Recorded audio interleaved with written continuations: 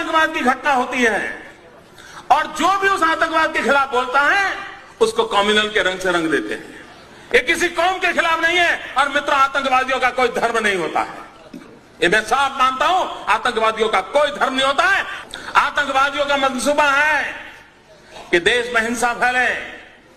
ये देश के नागरिकों का दायित्व है कि किसी भी हालत में हिंसा को फैलने न दे। और मैंने पहले ही कहा, शांति का संदेश आतंकवादियों के मंसूबों को खत्म करने के लिए ये पहली आवश्यकता है।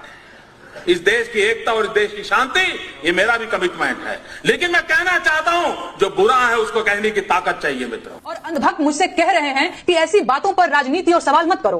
तो किस बात पर सवाल करूं? शिक्षा पर, जिसे मुद्दा ही नहीं समझा जाता, या स्वास्थ्य पर, जिस पर सवाल करना अब आउट ऑफ फैशन हो गया है? बोलो किस पर सवाल करूं? बेरोजगारी पर, जिसके जवाब में तुम्हारे अब्बा हुजूर पकौड़ा तलने की सलाह देते हैं? अरे जब देश की राजनीति ही राष्ट्रवाद और हिंदू मुसलमान के मुद्दे पर चल रही है, उसके बाद भी आतंकी हमलों में देशवासी मारे जा रहे हैं, तो सवाल किस मुद्दे पर करूं?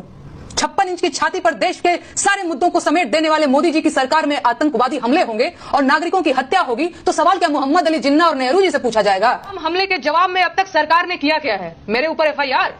सरकार मेरे ऊपर एफआईआर करवाकर असली मुद्दों से ध्यान भटकाना चाहती है। क्या ये बात समझना इतना मुश्किल है? अरे दम है तो जाइए आतंकवादियों के सिर लेकर आइए। अपनी नाकामी का ठिकाना मेरे कपार पर मरने की कोई जरूरत नहीं है। जैसे लोकतंत्र में एक एक वोट जरूरी होता है, वैसे ही एक एक सवाल भी जरूरी होता है। और सरकार को सारी दिक्कत मेरे सवालों से है, इसीलिए वो मुझसे सवाल पूछने से रोकना चाहते हैं। भाजपा देश नहीं है, प्रधानमंत्री भगवान नहीं है। लोकतंत्र में आलोचना तो होगी, सवाल भी पूछे जाएंगे। मेरे सवालों से इतनी दिक्कत है तो सत्ता छोड़कर विपक्ष में आ जाइए, सवाल नहीं पूछूंगी तब।